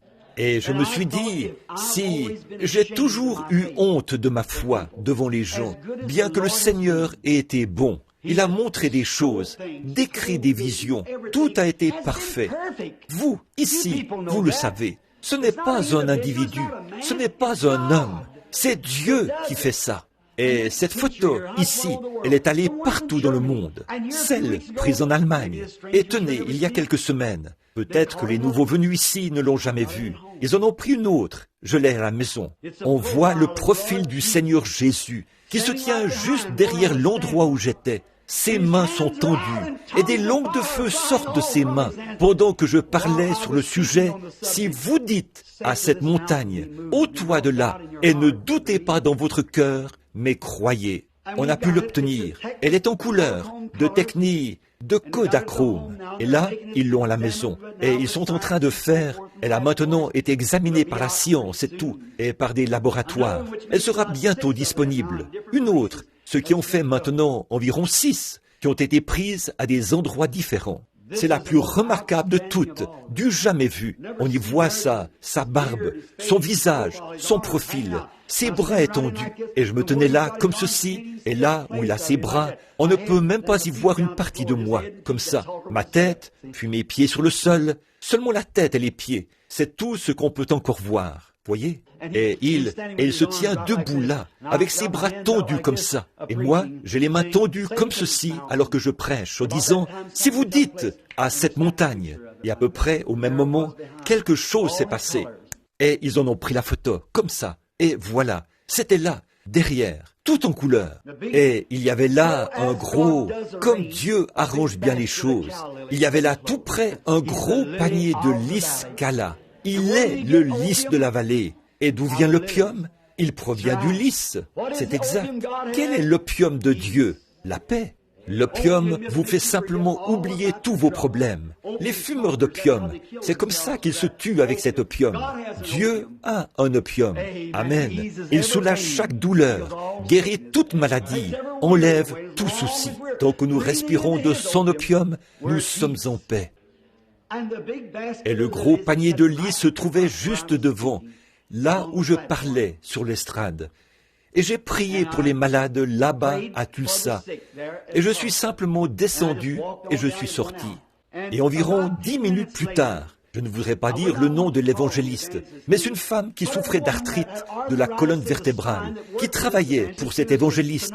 Elle était sténographe et elle devait taper comme ceci, parce que ses bras et ses épaules étaient bloqués. Elle tapait comme ça. Et ce grand et célèbre évangéliste là-bas à Tulsa l'avait embauché dans son équipe pour lui donner du travail. Et elle s'est mise à marcher dans le couloir. Et tout à coup, ses bras se sont débloqués. Et elle a commencé à sauter et à crier au point d'attirer l'attention de tout le monde là-haut. Et cette chère femme est tombée sur ses genoux, a levé les mains et tapé des mains comme ça. La gloire de Dieu, parce que Dieu l'avait libérée quelques instants seulement après la prière. Et je me suis glissé à l'intérieur pour écouter et voir ce qu'elle allait dire. Elle a dit, je marchais tout simplement dans le couloir. Et j'ai dit, eh bien, grâce soit rendue à Dieu. Et je me suis retourné, je me suis mis à marcher dans l'autre direction. J'ai écouté et, venant du fond là-bas, j'ai vu tous les pécheurs à courir ensemble pour voir ce qui se passait. Et voici un homme a pris la parole, frère Gardner, l'homme même qui m'a donné ce costume. Beaucoup d'entre vous connaissent frère Gardner. Frère Gardner de Binghamton, New York, le concessionnaire exceptionnel d'Oldsmobile des 3 dernières années, qui a vendu plus de voitures Oldsmobile que tout autre homme aux États-Unis. Il voyage en avion privé et il y a un peu plus d'un an, son nom est George Gardner et son pilote volait en solo et l'avion s'est écrasé. Et il était blessé aux genoux et aux chevilles. Ses jambes et ses pieds étaient tout raides. Et il marchait comme ça, le pilote. Et il était présent quand la prière a été faite. Et il s'était déplacé hors de la salle où avait eu lieu le banquet. Également, on lui avait trouvé une chambre à proximité pour qu'il n'ait pas de difficulté à aller et venir. Et voici son témoignage. Il était allé dans sa chambre et il s'était assis. Il n'était même pas chrétien. Et il a dit, « Je ne sais pas pourquoi, mais je crois ce petit bonhomme chauve qui a prêché là-bas ce soir. » Il a dit qu'alors il a remarqué que ses orteils commençaient à bouger. Il s'est levé d'un bond, complètement guéri. Il se tenait là-bas, en train de glorifier Dieu. Il était debout et levait les jambes l'une après l'autre comme ça, et se mettait sur le côté des pieds et tout, rendant témoignage pour la gloire de Dieu. Encore une autre fois, avant que nous prions pour les malades, je logeais chez frère Argenbright, et mes bons amis, Léo et Jean, savent ce qu'il en est des appels téléphoniques. Quand le téléphone sonnait, c'est frère Argenbright qui répondait. Et vous savez, vous ne pouvez pas être partout. Mais cette fois-là, c'est moi qui ai décroché le téléphone. Je crois que tout se déroule selon la manière providentielle de Dieu. Ne le croyez-vous pas ? Je crois que c'est pour ça que la jeune femme est ici. Je crois que c'est pour ça que vous êtes tous ici. Je crois que c'est pour ça que je suis ici, qu'on s'est rencontrés pour la gloire de Dieu. C'est pour une raison. Pourquoi sommes-nous venus sur des routes verglacées pour être ici ce matin ? J'ai donc décroché le téléphone parce que frère Argenbright n'était pas dans la pièce. La personne a dit, « J'aimerais parler à frère Branham. » J'ai dit, « Je suis frère Branham. » Il était de langue espagnole. Il a dit, « Monsieur, je sais qu'il est presque déraisonnable de ma part de poser la question que je vais vous poser. » Il a dit, « Je puis imaginer combien de gens vous sollicitent et tout. » Mais il a dit, « Je suis missionnaire au Mexique. » Et il a dit, « Depuis que je suis de retour, je vis ici, à la Crescenta.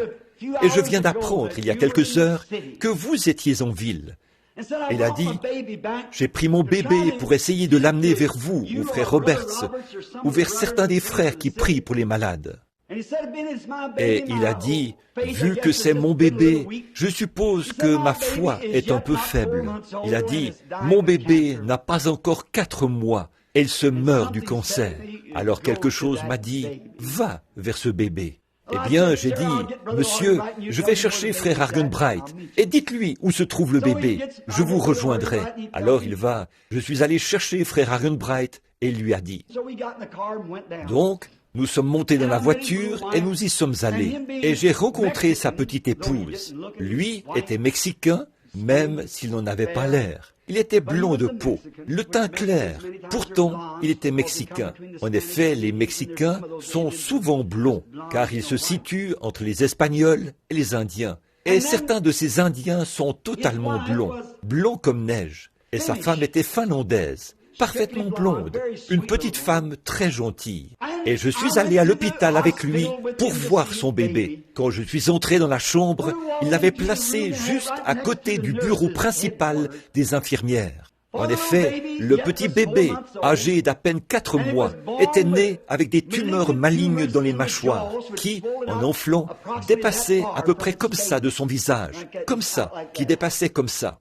Les médecins avaient essayé d'opérer. Il avait d'énormes cicatrices profondes, tout autour de sa petite gorge, tout autour. Cela n'a pas arrêté le cancer, ça n'a fait que le faire remonter dans sa langue.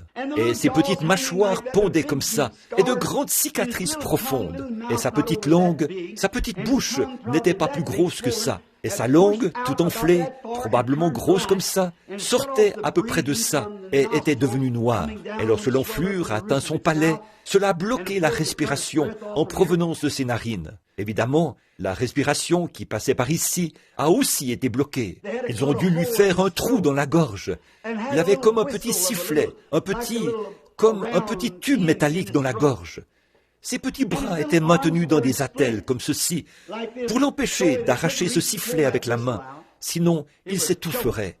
Du liquide du cancer s'écoulait, et l'infirmière devait se tenir là, avec quelque chose pour aspirer les écoulements provenant du cancer, qui sortaient du sifflet, sinon il s'étoufferait et on mourrait. Le père est allé à son chevet, et il a dit, « Ricky, le petit garçon à papa. » Il a dit, « Papa, amenez frère Branham pour qu'il prie pour toi, Ricky. » Quand il a dit « le petit garçon à papa », le cœur m'a manqué. Je ne pouvais plus supporter ça. J'ai dû me tenir au bord du lit. Le petit garçon à papa. Et le petit enfant, même s'il était encore très jeune, savait que c'était son père. Sa respiration est devenue sifflante comme ça, et ses petits bras étaient comme ça, et lui qui essayait de caresser le petit enfant sur la tête. Un pauvre petit bébé né dans cet état. Je n'arrivais plus du tout à parler.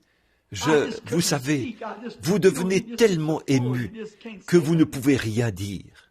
J'ai baissé les yeux et j'ai vu ces toutes petites mains qui sortaient de dessous ces grosses attelles.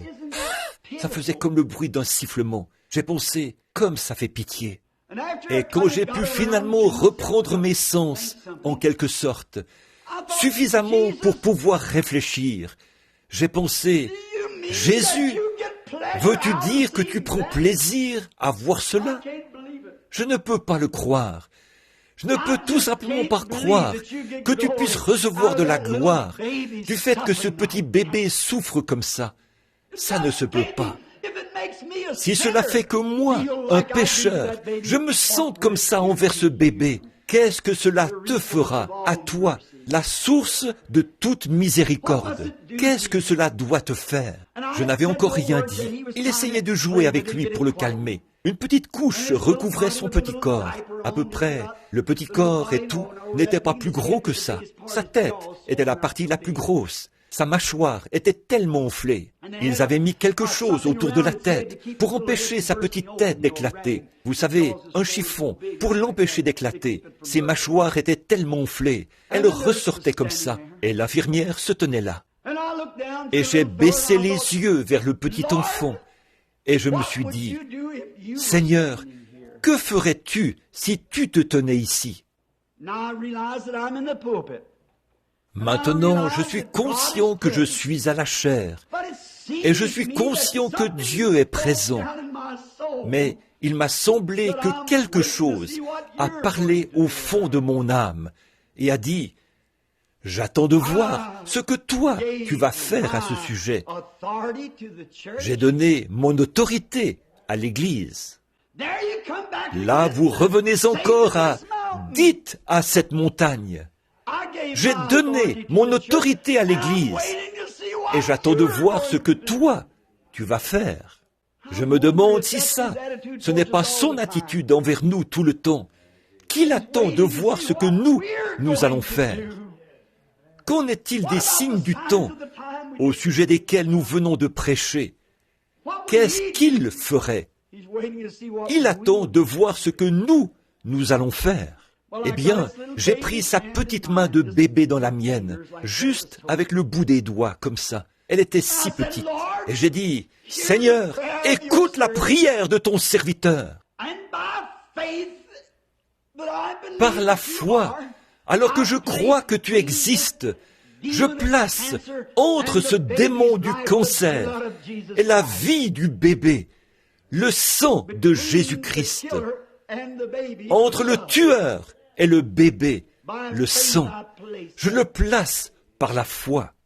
Et je ne pouvais rien dire d'autre. Je me suis tout simplement retourné et je suis sorti. Le Père m'a suivi. Il a dit, « Frère Branham, le Seigneur m'a mis à cœur de vous donner quelques dîmes. » Oh, j'ai dit, frère, ne pensez pas à ça. Non, j'ai dit, je n'ai pas besoin d'argent, frère. Il a dit, mais j'ai mis mes dîmes de côté. Oh, c'était peu d'argent. Là, j'ai oublié combien exactement. Je crois environ $50. Il a dit, le Seigneur m'a mis à cœur de vous les donner. J'ai dit, je vais vous dire ce que nous allons faire. Je vais les accepter. Puis, vous les retournez. Et vous, donnez-les au petit Ricky qui est là pour aider à payer sa facture d'hôpital. En effet, vous êtes prédicateur. Je sais ce que c'est, ce que l'argent veut dire. Et vous êtes missionnaire. Et je sais qu'il faut de l'argent. Et vous avez une famille. Et toutes ces factures de médecins. Reversez-les directement pour aider à payer la facture du petit Ricky. Il a dit, je ne veux pas faire ça, frère Branham. La dîme ne sert pas à payer les médecins. Elle sert à payer les ministres. J'ai dit, oui, mais je vous les redonne. Et j'ai refusé. Je suis retourné à la maison. Et en l'espace de quelques heures, les mâchoires ont désenflé. et sa langue est retournée dans la position normale. Dieu a guéri le petit bébé. Le matin de mon départ, ils enlevaient le sifflet de sa gorge. Cela a bouleversé toute la côte ouest. Un médecin bien connu a envoyé son fils avec son petit-fils. Et ils ont barré la route bien au-delà, 65 ou 80 kilomètres plus loin, à Pasadena. Ils ont barré la route où je devais passer, afin que je prie pour ce bébé-là qui avait des spasmes cérébraux. Ils lui avaient fait une piqûre de pénicilline, et cela avait provoqué un cancer dû aux effets de la piqûre de pénicilline dans sa hanche. Et je suis sûr que le Seigneur l'a guéri. Juste avant de quitter la maison, le téléphone a sonné. Il sonnait sans arrêt. J'ai entendu frère Argenbright argumenter avec quelqu'un. Il a dit « Non, je ne ferai pas ça ». Comme je montais dans la voiture, une petite voiture break est arrivée. Qui était-ce si ce n'est mon petit frère mexicain et sa femme? Tous les deux étaient en larmes et louaient Dieu. Il a dit, frère Branham, je vous ai apporté ces dîmes. Oh, j'ai dit, frère, je ne peux pas accepter ça. J'ai dit, je ne pourrais vraiment pas faire ça. Il a dit, mais je vous les ai apportés. Il a dit, j'ai dit, je vous avais dit de les utiliser pour payer la facture de Ricky. Il a dit, ce matin, quand je suis allé donner ces dîmes au médecin pour payer la facture de Ricky, le médecin a dit, vous ne me devez rien. Il a dit, je n'ai rien eu à voir avec ça. Il a dit, c'est un phénomène remarquable. Il a dit, vous ne me devez pas un sou. Alors il a dit, prenez-les, frère Branham. Le Seigneur m'a dit que vous deviez les prendre. J'ai pensé, oh, je ne peux pas. J'ai dit, Seigneur, je n'ai pas envie de le faire. Alors quelque chose m'est venu à l'esprit. Un jour, Jésus se tenait là. Il observait les hommes riches déposer de grosses sommes d'argent qu'ils avaient en abondance. Oh, comme ils en avaient beaucoup, ils pouvaient en donner beaucoup. Et une petite veuve est venue déposer 3 sous. C'était tout ce qu'elle avait. C'est tout ce qu'elle avait pour vivre. Et elle les a déposés là-dedans. Maintenant, nous, qu'aurions-nous fait? Oh, sœur, ne faites pas ça. Non, non, vous savez, nous n'en avons pas besoin. Ne jetez pas ça là-dedans. C'est tout ce que vous avez pour vivre. Mais Jésus l'a simplement laissé faire. Car il y a plus de bonheur à donner qu'à recevoir. J'ai pris ces petites dîmes. Je ne sais pas quoi en faire. Je vais les verser à une œuvre quelque part pour la gloire de Dieu, quelque part de mon mieux. Qu'est-ce que c'est? C'est la gloire de Dieu. C'est la puissance de Dieu. Les ombres tombent, Christ apparaît. C'est pour ça que des signes et des prodiges apparaissent. C'est cette grande lumière du Fils qui se reflète à partir des étoiles du matin, avec la guérison sous ses ailes. Et s'il apporte la guérison à partir du reflet de sa présence, que fera-t-il quand il viendra en personne? Ces corps corruptibles que nous avons seront changés et rendus semblables à son propre corps glorieux. Qu'est-ce que ce sera quand il viendra? Jusqu'à ce qu'il vienne, nous sommes reconnaissants pour la lumière du Fils que sa présence nous apporte, alors que les étoiles du matin montent sur les remparts de la gloire et se tiennent là pour saluer sa venue en cette heure sombre. Prions. Ô Seigneur, nous t'aimons tellement qu'il ne nous est pas possible de dire, Seigneur, pendant combien de temps nous ne pouvons jamais nous lasser de témoigner de tes louanges. Mais l'heure est maintenant arrivée, les malades attendent. Tu connais ces témoignages. Ils sont, Seigneur, pour autant que je sache l'exacte vérité. Celui du pilote d'avion qui se tenait là, en train de montrer comment il arrivait à se tenir debout et l'état dans lequel son corps était. Il a retroussé les jambes de son pantalon et a montré ses jambes et ses genoux fracassés et couverts de cicatrices, là où les médecins avaient essayé de remettre les os ensemble. Tu as vu la femme debout là, toute peinturlurée sur le visage, ses larmes de joie lavant tout ça, alors qu'elle racontait que son arthrite avait été guérie par ta puissance. Et celui de ce petit bébé chéri est le témoignage du Père et de ceux qui étaient présents. Maintenant, Seigneur, tu es tout aussi grand ici ce matin, ici dans le tabernacle, que tu l'es partout ailleurs dans le monde. Et tu as promis que là où nous nous rencontrerions, tu serais au milieu de nous. Nous allons maintenant appeler les malades que tu nous as envoyés ce matin. Et nous prierons pour eux. Et nous prierons de tout notre cœur la prière de la foi. Et puisses-tu sauver les malades et les relever. Et s'ils ont commis des péchés, pardonne-leur, Père, alors que nous confessons nos fautes les uns aux autres et prions les uns pour les autres. Et tu as dit, la prière fervente du juste a une grande efficace. Il y a une personne avec nous ici ce matin que nous connaissons, qui est couchée. C'est une toute jeune mère avec de petits-enfants. Seigneur, d'après les médecins, elle est près de la fin de son voyage. Mais nous te prions, ô Dieu, de te tenir entre elle et cet ennemi. Et quand nous l'oindrons et prierons pour elle, puisse ta puissance toucher son âme, que cela lui apporte la foi et la délivrance, et puisse-elle se rétablir en rentrant chez elle, te louer, et être un reflet de l'étoile du matin pour la gloire de Dieu. Amen. Alors, frère Mercier, comme nous recevons ces gens sur rendez-vous, les gens qui viennent, nous allons simplement appeler ce numéro-là et on les mettra sur la liste de ceux pour qui l'on doit prier.